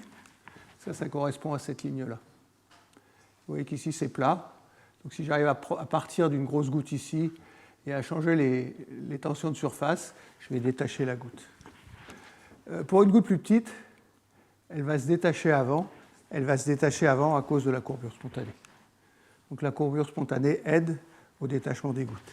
Alors, il triche un peu, parce qu'il fait ça sur des surfaces planes, ce qui est en contradiction totale avec ce que je vous ai dit tout à l'heure, comme quoi la plupart des gouttes, elles naissent sur les tubes. Alors, il y a un calcul sur les tubes, et je vais finir là-dessus. Je vais sauter ça, ce n'est pas très important. Voilà une simulation numérique qui est encore due à Kozlov. Alors, je ne vais pas vous la décrire en détail parce que l'énergie, donc c'est toujours une minimisation d'énergie, mais le nombre de termes qu'il met dans l'énergie est assez grand. Il met les énergies de courbure, il met les énergies de tension de surface, il met la courbure gaussienne, parce que quand vous mettez une goutte à l'intérieur d'une membrane, la membrane est plus continue, il y a une singularité, et la courbure gaussienne continue. Ça, c'est équivalent à une tension de ligne. Donc, il y a un paramètre de tension de ligne qui s'appelle lambda ici. Après, on est obligé d'ouvrir un peu la bicouche. Il dit qu'il n'y a pas de moyen d'ouvrir la bicouche en décrivant ça de façon macroscopique, donc il met des interactions de Van der Waals. Et puis après, pour varier les paramètres, il met un mélange de phospholipides. Donc, il y a aussi une énergie de mélange des phospholipides qui peuvent se séparer entre les différentes régions. Ce que je veux simplement vous montrer, c'est qu'il y a des états ici où la goutte est complètement prise dans la bicouche. Et puis, si vous changez la courbure spontanée de la monocouche, qui devient de plus en plus négative ici. Pardon, elle devient 0 ici. Si vous augmentez la courbure spontanée de la monocouche, il arrive un moment où la goutte est expulsée, et ça, c'est vraiment fait sur un tube. Donc ce que ça lui donne au moins, il y a énormément de paramètres dans cette histoire-là, mais ce que ça lui donne au moins, c'est des critères sur les paramètres qu'on peut utiliser pour contrôler l'expulsion d'une goutte comme ça sur un tube. Voilà, je n'en dirai pas plus. L'article est intéressant, mais c'est une simulation un peu compliquée. Je vais m'arrêter là. Je peux répondre à des questions. Je vous rappelle qu'il y a le séminaire dans un quart d'heure. Merci beaucoup.